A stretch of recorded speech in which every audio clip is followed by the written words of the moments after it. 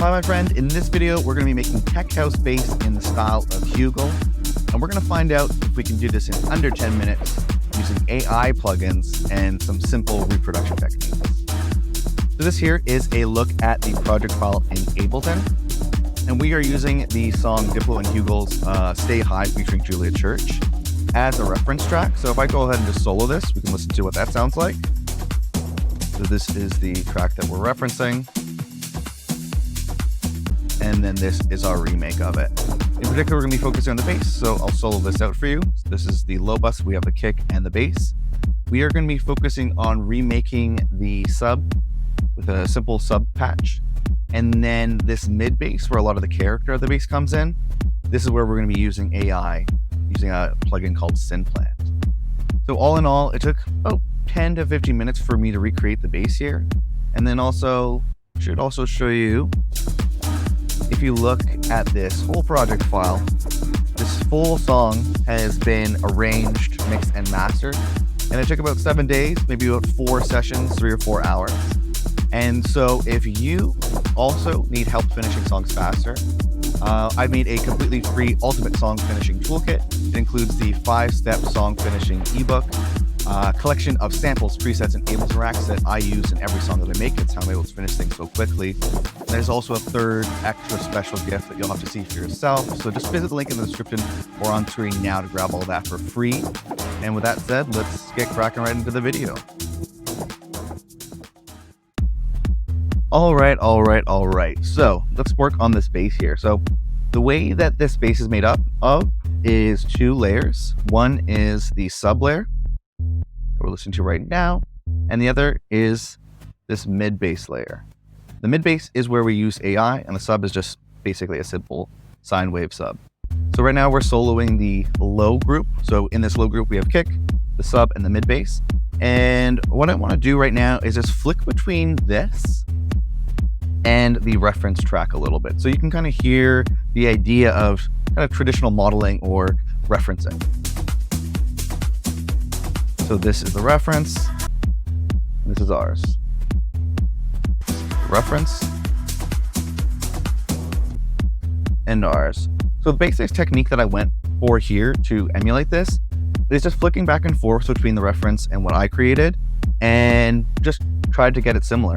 So what I came up with is it looks like found that main note that's being hit over and over again is an E.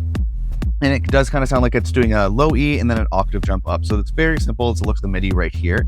Another way that you can do this is, especially if you're remaking a track like this, you can look up key and BPM on Google for that track and try to find it. It can definitely make things a lot simpler. So usually the way I'll do it is I'll start by just with the bass, with the sub. So we'll have a listen to what that sounds like. So this is the majority of the bass sound and where a lot of the weight is. So getting this down first is super important. Then when it comes to the mid bass, I'm going to solo the mid bass so you can hear how that's sounding with the kick. It's just some of the character in like that low mids, maybe some of the high mids as well, of the bass sound. It allows it to cut through and have a bit more interesting sound than just the subs. But before getting into that real quick, I guess the subs processing I'll show you real quick. I'm using a preset called Subs You Can Hear, which is made by a really cool YouTube channel called Seed to Stage. And basically it is just like mostly just a sine wave, but you can add some saturation and harmonics and stuff like that so that it will have a bit more than a sine wave, so you can hear it in laptop speakers a little bit clearer. And then there's just some one knob sidechain going on here. Everything else, nothing really is going on here. So let's jump into that. So once the main sub is created, I then duplicated that MIDI over to a separate track, and I removed that like octave jump up for whatever reason. I just didn't want that. It was an artistic creative choice. And then in terms of the processing here, we're using Synplant, which is the AI plugin that we'll be going into. But before diving into that in a little bit of detail, I just want to show you some of the other processing that's going on. So just removing a bunch of the lows so that the subs is carrying all the weight. And this is just providing that mid-bass character. There's a bunch of one knob sidechain going on, a ton of saturation being added here, and using this one knob wider plugin, push things to the left and right to make the bass sound a little bit, wider, and remove some of the central information so the sub is front and center. In terms of creating this sound, so I think what's interesting about it is on its own, it doesn't sound all that interesting, but together it adds quite a nice little bit of extra character to the tune. So the way that I found it was I actually went through the reference track, and what I looked for was an area where the bass was kind of sticking out on its own. And so I'll head over to this little area here. I made this little group called Melodics AI. And so we'll solo this and turn it on. So what this is, which is pretty interesting, what I did was I ran the track through a website called lalal.ai. And with that, I was able to separate the instruments from the drums. And so you can hear there's no drums here. This is the actual song, Diplo and Hugel Say Hi. Just used AI to extract all the instrument information. So then what I was able to do was I found a little spot where the bass is playing. Let me just kind of show you that. Let me turn it on and show you that. Let me figure out why it's not playing. And there we go. So you hear that. This is the little snippet I found. Boom.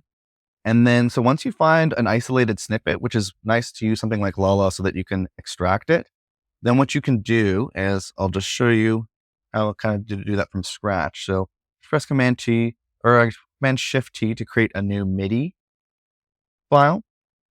And then what we'll do is Command F to search, and we're going to type in Synplant.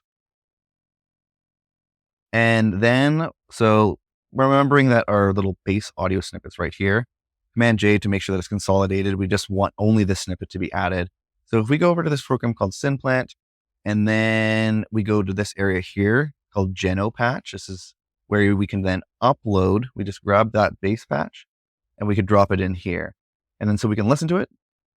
Oh, I should make sure that this is turned on as well.